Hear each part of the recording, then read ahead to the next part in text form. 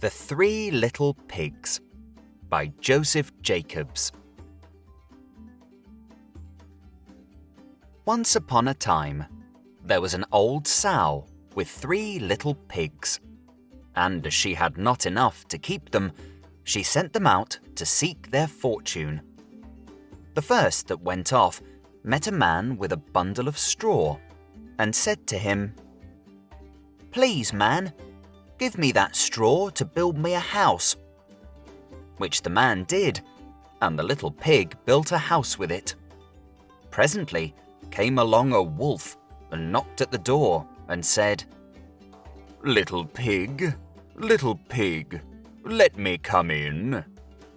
To which the pig answered, "No, no, not by the hair on my chinny chin chin." The wolf then answered to that, "Then I'll huff and I'll puff and I'll blow your house in." So he huffed and he puffed and he blew his house in and ate up the little pig. The second little pig met a man with a bundle of sticks and said, "Please, man, give me those sticks to build a house." Which the man did, and the pig built his house. Then along came the wolf and said, little pig, let me come in." "No, no, not by the hair on my chinny chin chin."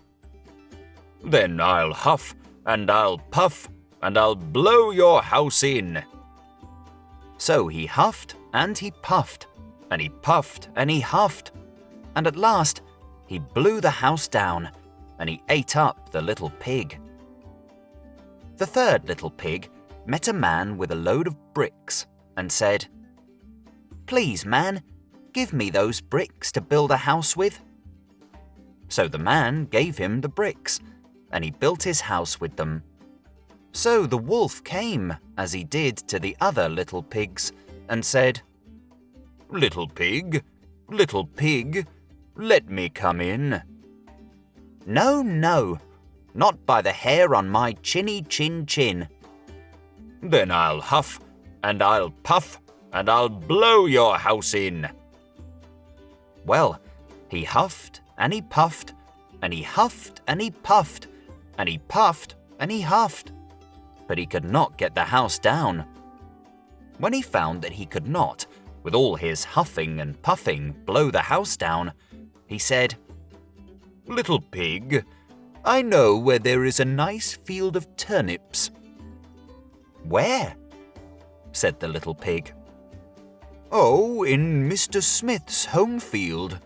And if you will be ready tomorrow morning, I will call for you, and we will go together and get some for dinner." "Very well," said the little pig. "I will be ready.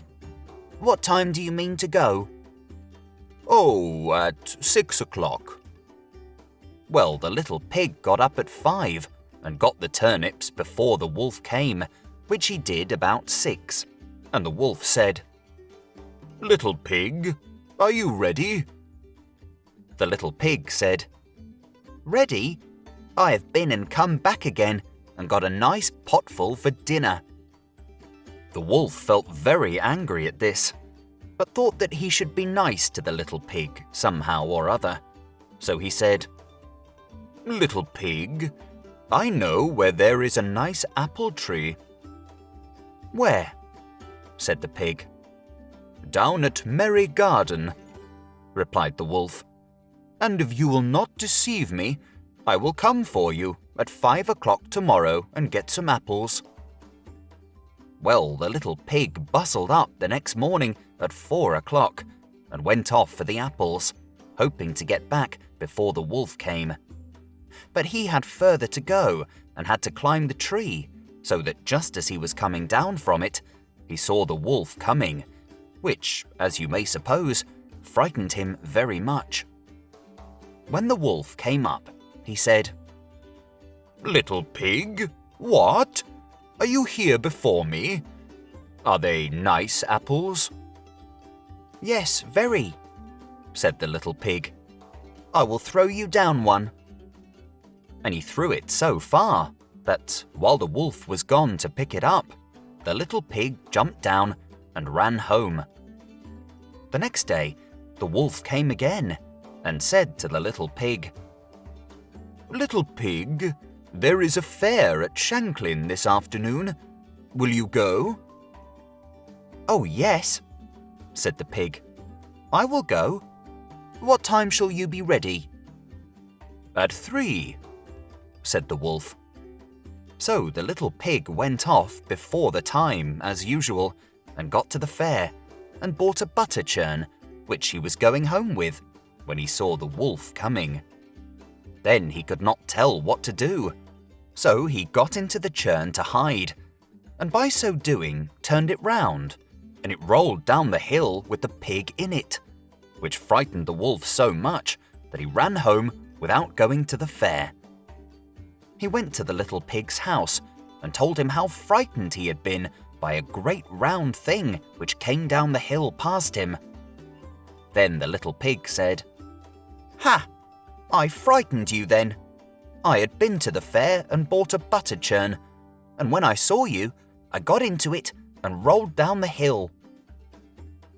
Then the wolf was very angry indeed, and declared he would eat up the little pig, and that he would get down the chimney after him.